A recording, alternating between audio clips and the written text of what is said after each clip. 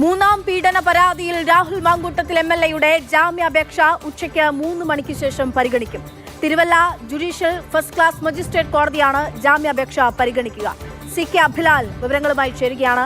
അഭിലാൽ, രാഹുൽ മാങ്കൂട്ടത്തിനെതിരെ പുറത്തുവരുന്ന പരാതിയും വെളിപ്പെടുത്തലുകളൊക്കെ എന്ന് പറയുന്നത് അത് അത്യന്തം ഗൗരവതരമായിട്ടുള്ള വിഷയമാണ്. നമ്മൾ കണ്ടതത്ര മാത്രമല്ല, അതിൽ അധികമുണ്ട് എന്നുള്ള വിവരങ്ങൾ ഇങ്ങനെ പുറത്തു വന്നുകൊണ്ടിരിക്കുന്ന സാഹചര്യത്തിൽ കൂടി ഇന്നിപ്പോൾ ജാമ്യാപേക്ഷ കോടതിയുടെ മുൻപിലേക്ക് എത്തുമ്പോൾ രാഹുലിന് ജാമ്യം ലഭിക്കാനുള്ള സാധ്യത എത്രത്തോളമാണ് ഈ മൂന്നാമത്തെ കേസ്?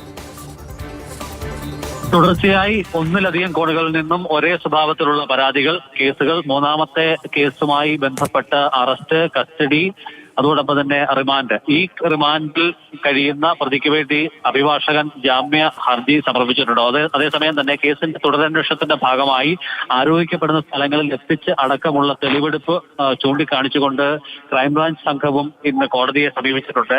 2 അപേക്ഷകളും കോടതി ഉച്ചയ്ക്ക് 3 മണിക്ക് പരിഗണിക്കുമെന്നാണ് അറിയിച്ചിട്ടുള്ളത്. രാവിലെ ഈ വിഷയങ്ങൾ പരിഗണിച്ചിട്ട് പിന്നീട് പരിഗണിക്കാൻ വേണ്ടി മാറ്റുകയാണ് ഉണ്ടായിട്ടുള്ളത്.